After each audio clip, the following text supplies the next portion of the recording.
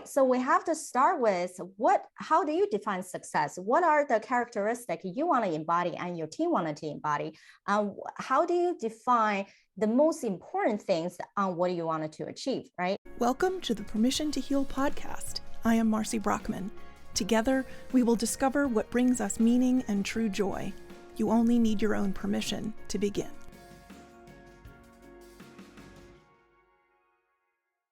Hello, everyone, and welcome to Permission to Heal. I am Marcy Brockman, and I am thrilled that you are here. In today's episode, I have a conversation with a lovely young woman named Sabrina Runbeck. Sabrina is a cardiothoracic surgery physician associate with more than 10 years of experience in psychology, public health, and neuroscience, as well as cardiothoracic surgery. She actually will have her hands inside a patient's chest cavity. After overcoming burnout from practicing medicine and feeling stuck in a career that she loved but drained her, she became an international peak performance keynote speaker who empowers ambitious health practice owners to get back 10 hours of freedom per week and increase their team's productivity. Her clients stop having endless to-do lists, constantly putting out fires, and an inability to move steadily forward. She is still practicing surgically and empowering other healthcare leaders to have a double win in both her work and life. And she has been given the nickname Queen of Performance and Productivity. She has co-written a book a few years ago called Asian Women Who Boss Up, Secrets from Women Who Are Forging Their Own Path and Thriving. And she has 2 or 3 other books in the pipeline coming very soon. She gave us a little bit of a little teaser about that. She is the host of the Powerful and Passionate Healthcare Professionals podcast that runs every week, and that she talks to healthcare professionals about burnout and productivity and performance management and so on. So she's just got a lot of really tangible things to say that are not just limited to medical professionals. I think that anybody who works really hard at what they do and takes a lot of meaning and so on from it tends to we tend to work a little too hard. I think that a big problem that we struggle with in 2022 is life-work balance. I think when we were all home, or the majority of the country was home during lockdown of the COVID-19 pandemic, we kind of reprioritized our things a little bit, realizing that we really do need more self-care time, more peaceful downtime with our families, more non-work time to enjoy our human-to-human connections and the things that bring us peace and joy. And that's where Sabrina and her very no-nonsense wisdom come in. So join us and you can retrain your brain to skyrocket your productivity and your enjoyment of life. Thanks so much. Hi, I'm so excited to share with you the new Permission to Heal bookshop on bookshop.org. We all know how important it is to support our local and independent bookshops, and I've created a podcast-dedicated bookshop on bookshop.org. So just follow along with me at Permission to Heal Bookshop on bookshop.org. The link will be attached to the post, and you can have access to the entire catalog of books by my expert guests. You can just click and order from the independent bookshops and support everyone. It's pretty awesome. I've also put a bookshelf with my own Permission to Land books on it, and all sorts of books for inspirational help and books that I love. So join me on bookshop.org with the bookshop, the Permission to Heal bookshop.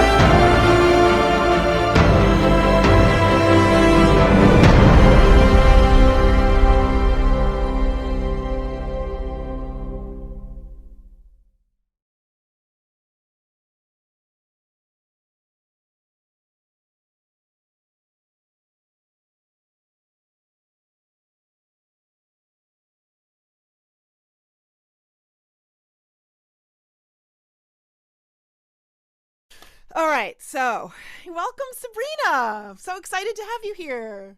Thanks, Marcy, for having me. I know you're having a busy day. Everyone else who's listening to us is like a hectic life, but we're here because we enjoy ourselves, and that's all Yes, that matters.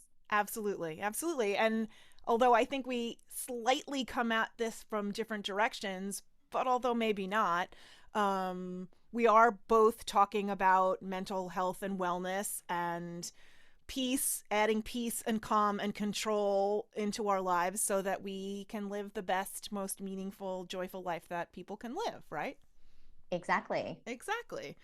So, I would like to know a little bit more about you. Like, who is Sabrina Runbeck, and where did you grow up, and what was your life like, and how did you decide upon the career path that you embarked on?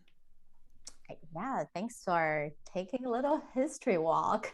I Um, love that. I just love people's career journeys. To me, this is, candy. I just love hearing how other people figured themselves out. Yeah, so I'm only child, only girl in the family of all boys, all my cousins. And so from an Asian family perspective, it's always like, you're the girl, right? You take care of things, be smart, get a job, you should be set, right? Like, when are you getting married? When are you having kids? And then the least thing that make me joyful is stay home mom. So Right. I am someone who's like, okay, if you boys, right? My family also come from the higher education, treating education like this is the only thing that you can do for your life. Right. Uh, and for me, is that it's not difficult to get the education, but what do I want to do? So Sure. gone through two bachelors, two masters, the fun things and the serious stuff.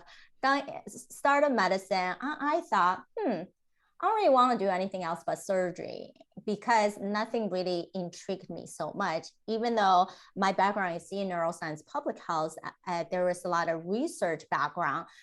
Except I'm someone who want to be in the front with my hands inside the patient. So I did that. Literally in the mix. Okay. That's so much pressure, though. My God. So some people consider pressure. For me, is that I fix things, right? Like I'm the fixer. So when I got into it, and I also have the mentality of what Sabrina wants, Sabrina gets. And Nice. I like that. and that momentum of generating is surprisingly, whether it's you call it luck or you call it you actually know what you want so much, you start taking on all the opportunity that's presented to you without questioning, You're right? manifesting it. Absolutely. Right. And I got myself into one of the best known heart surgery center really in the world, where people will fly to us internationally, have their own translators, and therefore that high demanding, right? When you're like, wow, I'm in that influence, right? I'm in Right. the history of cardiac surgery, the big gurus in this field. And you become so entrapped into the environment, like, well, you have to show up. And who are you to leave? Who are you to think about that if you don't take that call, you're responsible. No one else should be working that way except you. And those type of mentality, I think, is very institutionalized. Instead of thinking we actually in medicine are not really good on how to collaborate to accelerate. We make ourselves take on so much responsibility. So I was at that time working 80 plus hours physically in the hospital and taking night calls just about every night. And then it becomes, wow, You don't even have time to sleep at that point. right. I will go to the restaurant, but step out to take the calls, right? You can't do things, quote unquote, but you're never able to do things. You always have to be the first one to leave, step apart, and then you figure out, can I hear this? Like, what is happening, right? Right. And I would also imagine this, there's a high amount of burnout. right. And And yeah, and with that level of exhaustion, how are you does patient care suffer? exactly. And I believe that that is the case, and that many of us are in that functioning burnout. We get things done, we were working at it. We don't think we can ever get to that point, except when you hit the wall. So I remember there's one morning, I'm just so tired. I typically never really take sick days at all, right? Unless I have like a scheduled primary care GYN appointment that you need to go. Right. But that morning, I was just exhausted. I'm still completely scrubbing. I am just staring and trying to get through the surgery because I had a fever of 101 degrees. But the next morning, finally realized I can't even move. I have a tough time to even just go to the bathroom. I need to call out sick. And that's the time when I got on the phone and the manager on the other side is saying, well, Sabrina, you didn't thought to tell us this sooner. Like we You just didn't woke up sick. How could it possibly have been sooner? Right. And also, well, they know, my team knows I was sick already the day before. And we do have this contingency of people helping us, swapping ourselves out, right? But somehow it becomes inconvenience. Well, why do we have emergency backup plans if we don't even intend to use them? Of course. And so that's when I start realizing, wow, there are better ways to live and not just work. Your work shouldn't be your whole identity and who you are. And my own research back in the day before into medicine was on self-efficacy, self-care, and stress management. How did we all learn so much in life and throw that out of the window when we place ourselves into an environment? We're just trying to fit it so hard to belong instead of saying, those are the people who are robbing your precious time, energy, and sanity. And we stop giving ourselves boundary. You start letting people push things around. And it's no longer that let's just fix the environment, let's move on. If we move on, that same story plays over and over again. And that's what I see with friends that I have conversation with clients who has switched from one hospital to the next, clinic and next. It's the same story. If we don't optimize how we master our decision making, how we change our attitude, how we identify the things that are not helping us move forward, and then we can never really get out of that difficult situation. It's systemic dysfunction. Absolutely. And as I'm listening to you speak, I'm thinking that I have lawyer friends who are like that. I've got people who are like in upper level corporate management who are like that too. Their job is their identity. You know, I've heard people in law enforcement say the same thing. You know, that you might work 12-hour shifts, you might have to stay and you know, handle a client or a call or whatever after time. And you know, I think from my perspective, just hearing this kind of from you from the first time, it I think speaks to a larger sickness, if you will, forgive the pun there, of our corporate system.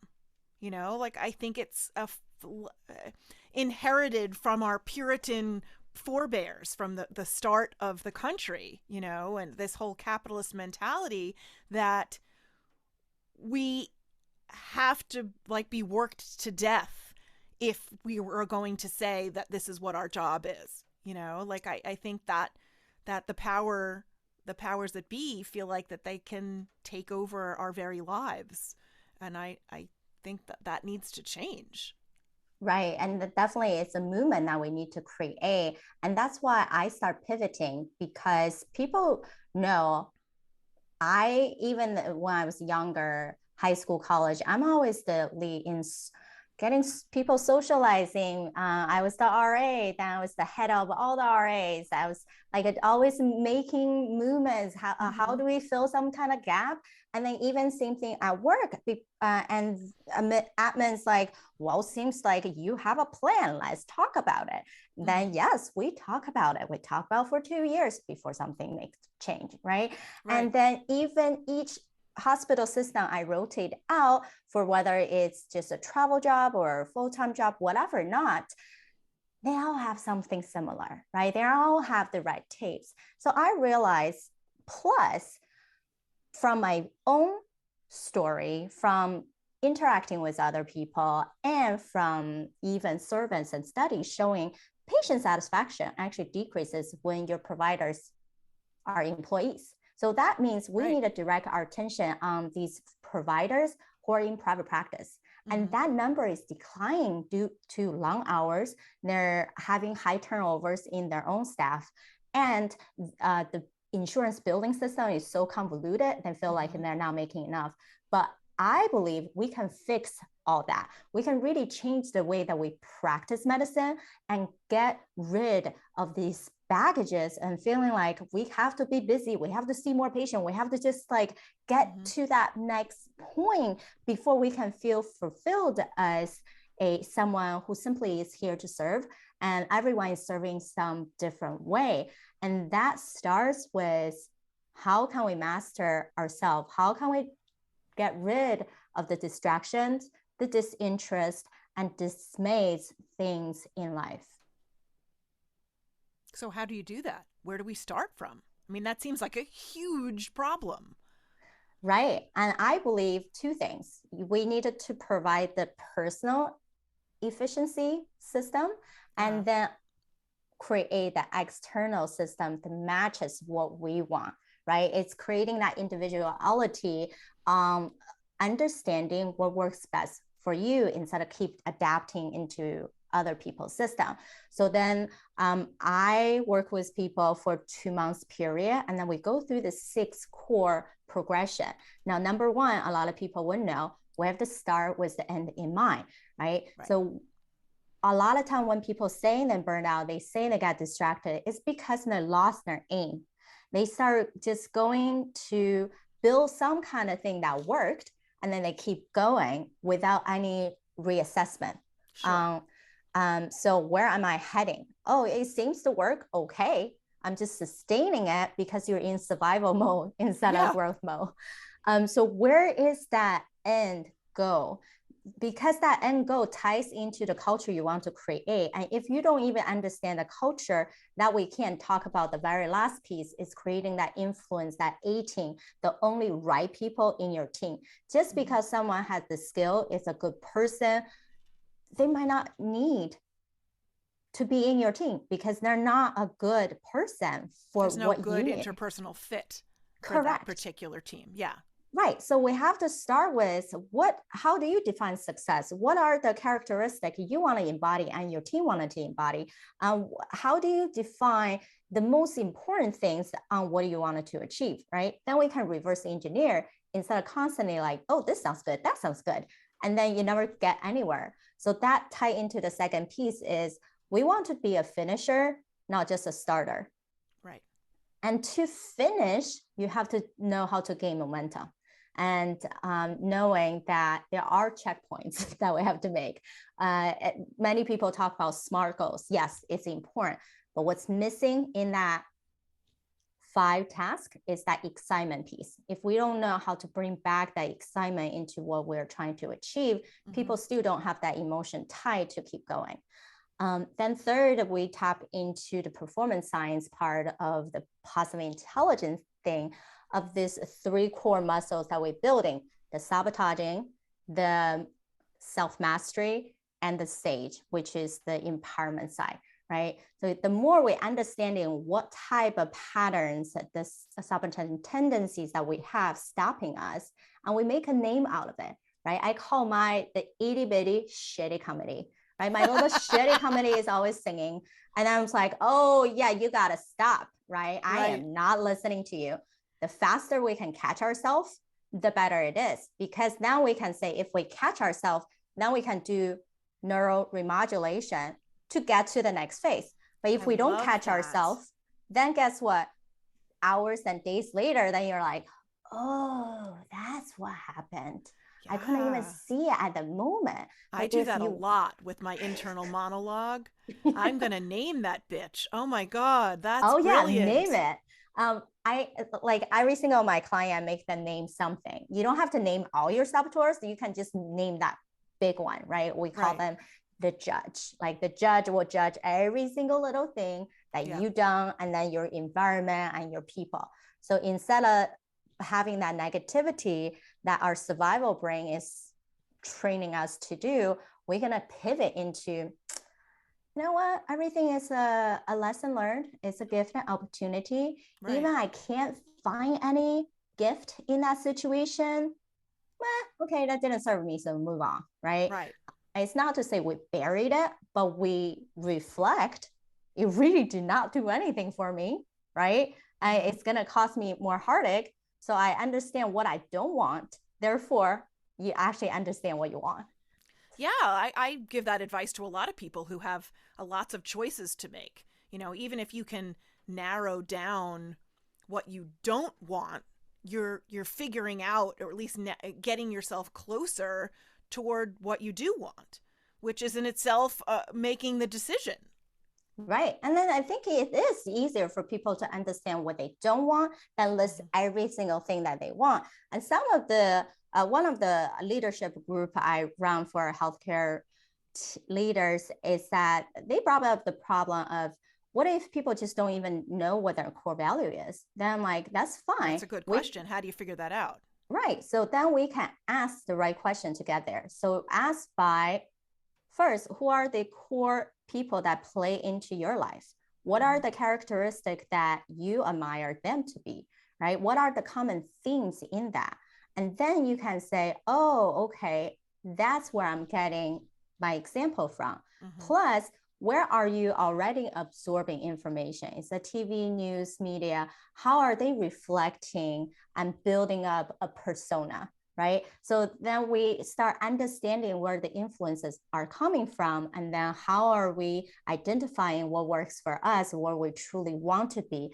And that can at least be the start of the guidance. Then the deeper dive will be talking to the people, right? Those that you actually trust their opinion on, how do they see you, right? What are some of the characteristics they will use to describe you? And what are the common patterns you can gather from that conversation? That's a very raw conversation. Yeah, that's a really vulnerable question to ask. Yes.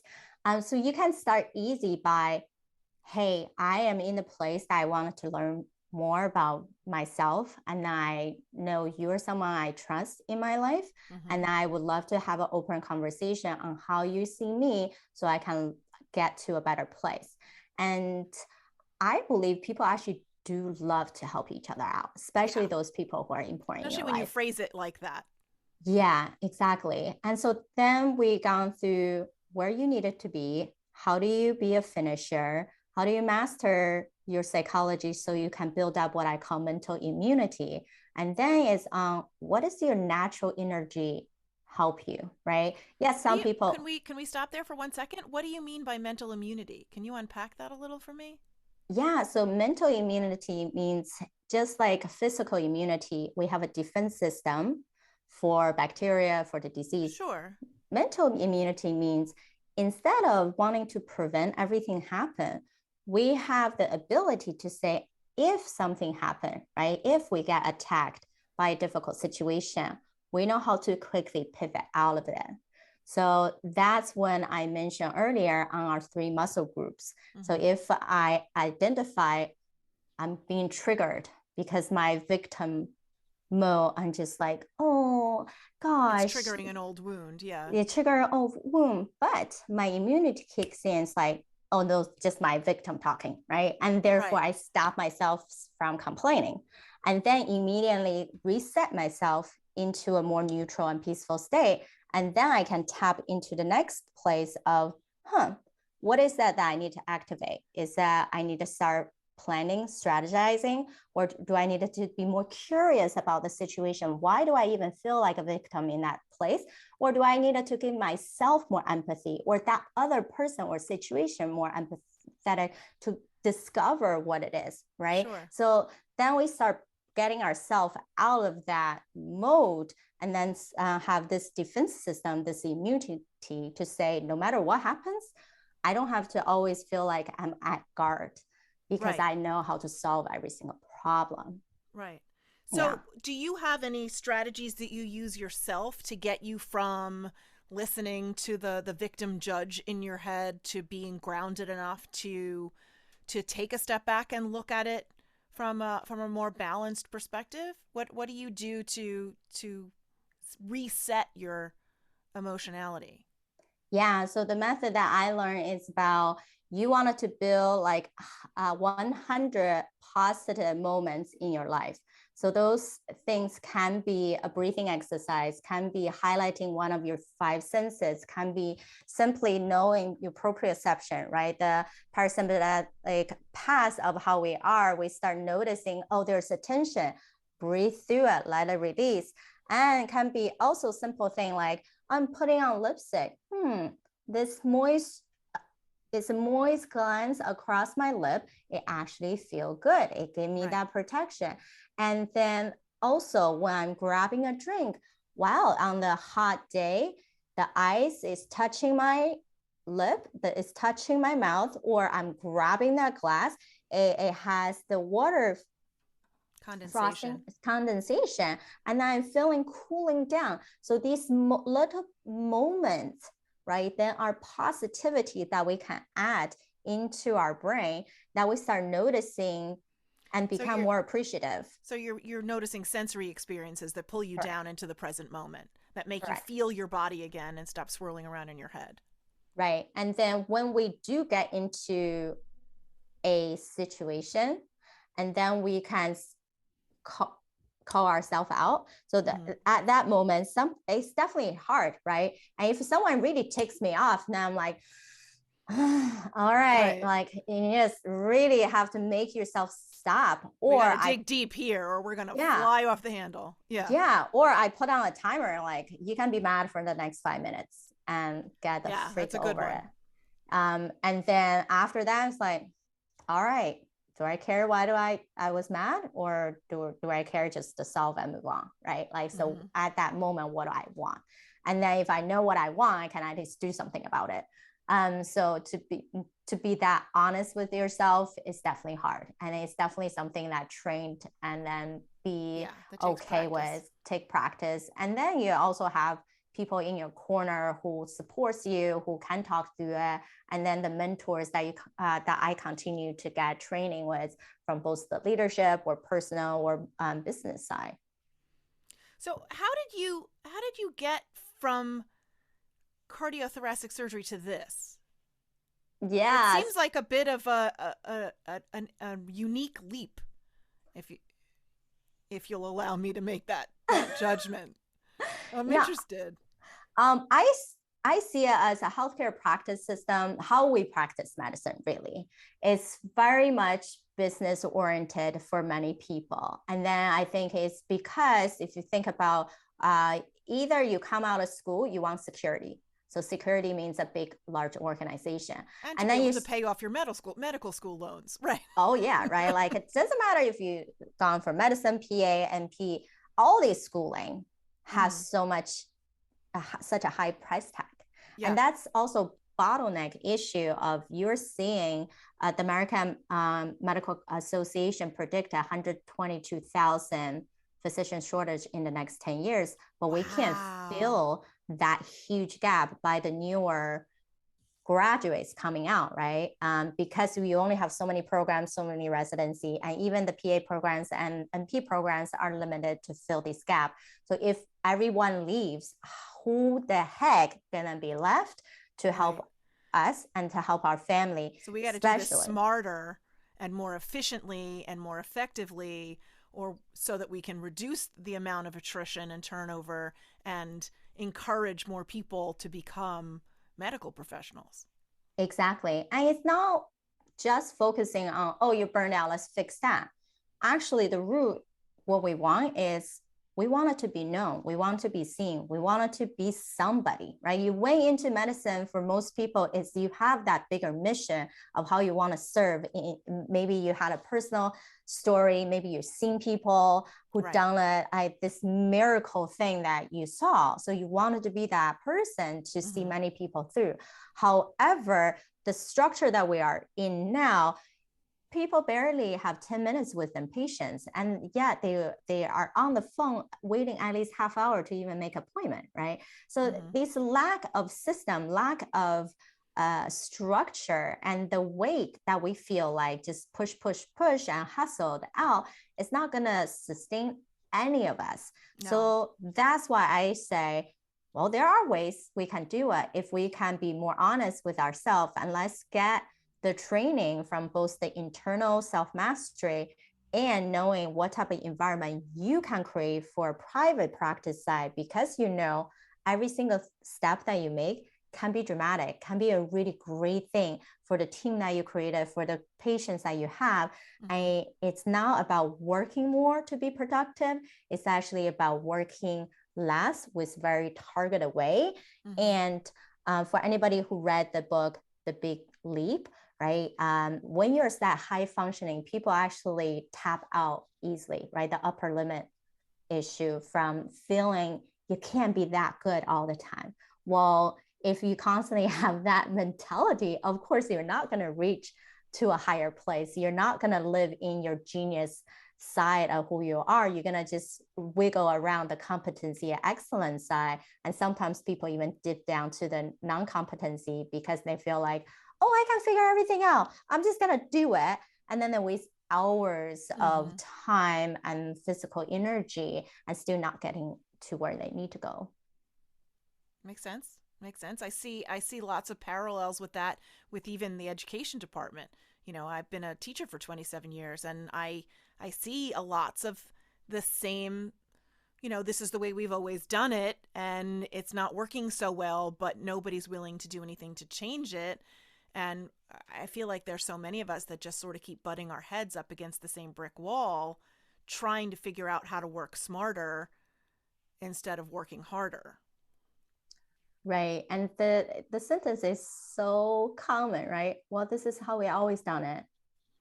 Great. If you feel like that's been serving you and it's getting you to the best place, then keep doing it.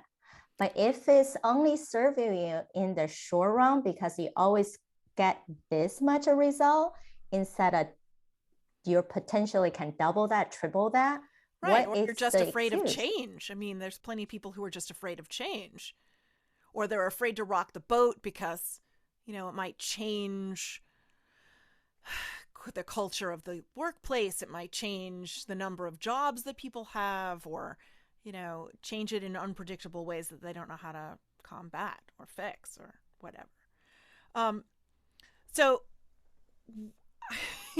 in doing the research on you, I read somewhere, I don't remember exactly, that people call you the queen of performance and productivity. How'd you get that name?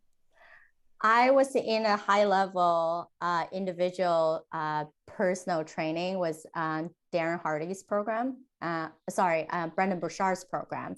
And so I'm someone who's dived very deep into performance science for the past 5 years. And one of my coach was like, well, Sabrina, if all my clients can do what you do, then I will be so happy. And you're truly the queen of productivity because you just, whatever it happens, you already done it. And I think is that it's not about when you're chaotic, you actually get more things done. It's that you become so focused on what is the right thing. And therefore you make way for that one thing. And just like if you think about when people are really wanting to compete for athletic training or competition of some sort, right? Then you know there's a bunch of things you can do, but the only thing that's the right thing to do is that one thing that you can practice over and over again. And you actually realize a lot of things in life are not necessary and it's not really going to serve you in some way. So that's why I pivoted into solely focus on how to gain time back, how to be the best efficient person for the people that you need to serve. And therefore we can provide more value and actually get to where we want to go and not just talk about it. True. And have more time for yourself to actually relax and find peace and be with your family and bring joy and love and all of that connection to your own life on a personal note, because we've been productive and we're efficient and handling the work side, so that now as a private citizen, quote unquote, we have more time for ourselves. I think that makes Exactly. sense. That makes a Yeah. lot And of sense. usually I do ask people, if I give a day back for you, what are you going to do about it? Right? Are you going to go back to putting more time in your business or putting time for yourself, for your family? And I make people plan out that perfect day. And what does that even look like?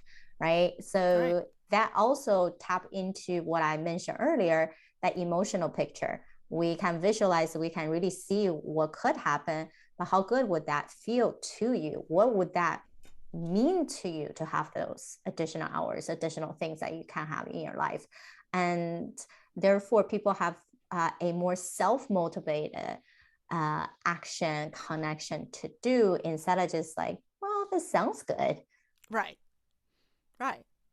And then they'll actually get stuff done, because they'll have planned it out. They'll have figured out why it's important to them, and along the way of doing that, figured out how they're going to actually make it happen. So will you tell us about your podcast? I know we were talking about it briefly before we started the interview, and I cut you off because I didn't want you to have to say it twice. So you have a podcast. Oh, let me turn the page here. That is currently Powerful and Passionate Healthcare Professionals. And you said something about a pivot, that after 100 episodes, it's going to become something else. I'm interested in the before and the after. Yes. So really the first 100 episode, we have been looking at how do we become a powerhouse in our career as a healthcare leader and a passionate person in life. And I believe you have 10 key components of life. So we have experts sharing their stories, their background, their strategies in all these different areas. And I love it. It was very interesting. And now, because my mission has always been serving the private practice, so we're pivoting to call Provider's Edge. So what is that edge that you can have as a practice owner for the people around you, for the patient that you have, and really truly for yourself? Mm-hmm. And that means we're going to focusing on inviting practice owner to share the good, bad, ugly, and all the triumph that they experience through their journey in healthcare entrepreneurship. And knowing, yes, fine, we're all gonna have roller coasters. And we're not sharing the medical discussion of treating, but simply how do we support each other? How do we solve problems when we have different issues? And what is the biggest thing that we learned? Plus, we'll also interview other industry experts on what are the main crucial things that we need to do to stand out, right? Whether it's different strategies from a business operation, from digital technology, from team building, customer service. How do we become the top of revolutionize how we practice medicine, and do it with ease, do it with joy, and do it with that we truly believe in this can happen. And then people don't need to just bounce around left and right to find if what your career path, and then if this practice is actually serving you to align with your passion versus becoming a poison. It's a lofty goal, but I hope that people, that you're successful, not only with the podcast, but that individual practices are successful. I know from a patient standpoint, I see a lot of turmoil in practices as these management agencies come in and try to make things more efficient, which sometimes seems more efficient and sometimes just seems like more layers of bureaucracy. And the insurance companies need to be put in their place because they're just ridiculous. They're just ridiculous. You recently co-wrote a book, correct? Asian Women Who Boss Up: Secrets from Women Who Are Forging Their Own Path and Thriving, written by profiles of 18 powerful Asian women. Will you tell us about what you wrote and how you got this opportunity? Yeah, that's actually my very first book. I have two more coming out the pipeline. It's exciting that I always saw myself as a speaker, never as a writer. And when the opportunity presented to me, because one of my friend, uh, uh, her name is Lucy Liu, so she always had to bury the name of being called Lucy Liu as compared to the famous actress. Right. So when she approached me with the idea is like, yes, women can be professionally known in many different industries. Sure. And it doesn't have to be just, hey, you are a professional mom or you are the concierge type, and we can be CEOs and also running a successful in many different areas. And Asian women also have the thought of we can only pick the acceptable careers. The medicine, the law, the engineering, the structure of a career. But we also know every single person have a different journey. Not everyone grow up with a silver spoon, and all of us are have some kind of a zigzag. And I'm an immigrant family, right? And I gone through, yes, to multiple shifts of where I want to be, and realizing I'm actually really good at speaking. I'm actually really good at connecting with people. I'm actually really good at just analyze and seeing problems that people don't even see. And I can figure out the right ways that make sense for them. And instead of trying to fit them in a box from all these other things people just trying to make them do. And the other stories in this book have podcast award-winning hosts, movie makers, chefs, people who talking about money mindsets, and people who talking about couples and being together. And even you want to get divorced, you can still have a peaceful divorce. And there are just so many amazing stories in this book that we gather together, and just trusting that you don't have to be a writer to publish. You have the support, and we can guide it in different ways. And that's how we made it into an international bestseller. That's awesome. That's very cool. That's very cool. So before we wrap up, let's do the 7 quick questions. You ready for a little speed round? Yeah. Okay. What 6 words would you use to describe yourself? I would say ambitious, charismatic, focused, colorful, activate, and I'm someone who's always wanting to be a connector. And that I think I'm just so much an extrovert that I need to feel the energy one with people. Absolutely. I love that. What is your favorite way to spend a day? Oh, I like both the going, let's say biking, hiking, going to do something outside, and then come back, soak in the tub, watch a movie, drink wine, and then go to sleep. Sounds great. Let's do that. That's what I want to do on the extra day. All of that. Awesome. What's your favorite childhood memory?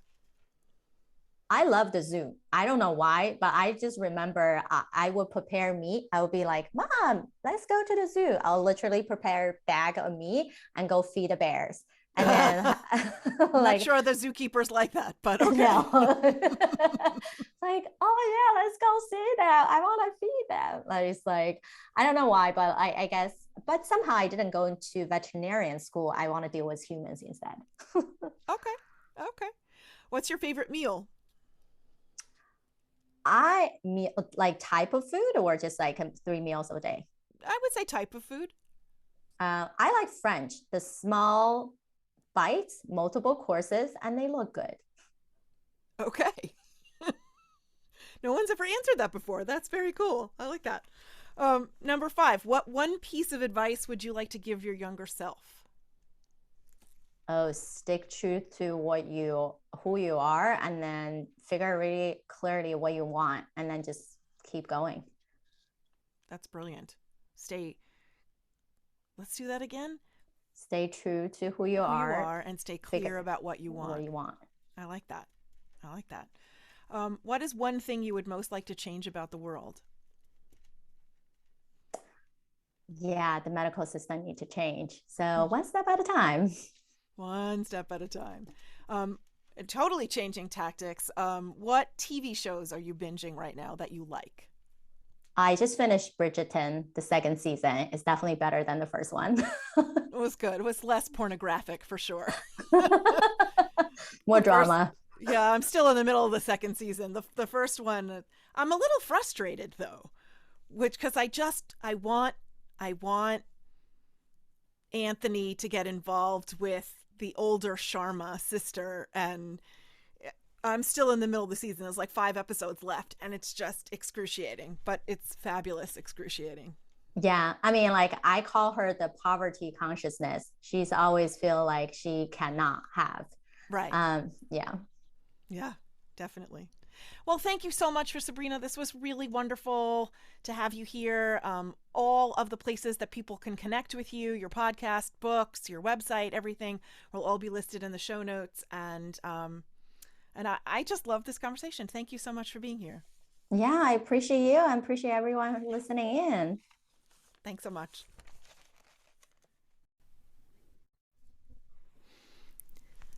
I am very proud of this Permission to Heal podcast. I want to thank all of you for listening each week, and I'm so glad that it speaks to you. Creating and producing this podcast brings joy to my life, but honestly, I need your help because I find commercials annoying when I listen to podcasts. I don't have commercials on Permission to Heal. I pay for the costs of creating, producing, and marketing this podcast out of my own pocket, and I'm happy to do so, except that times are kind of tough right now, and I could use your help. So through Patreon and a Patreon subscription, you can support the Permission to Heal podcast and help ensure that I'm able to make more episodes and share them with the world. There are several subscription levels that come with different perks and swag. If you're able to, and if you are inclined to, I would really, really appreciate your help. Please go to www.patreon.com/permission to heal. Patreon, patreon.com/permission to heal.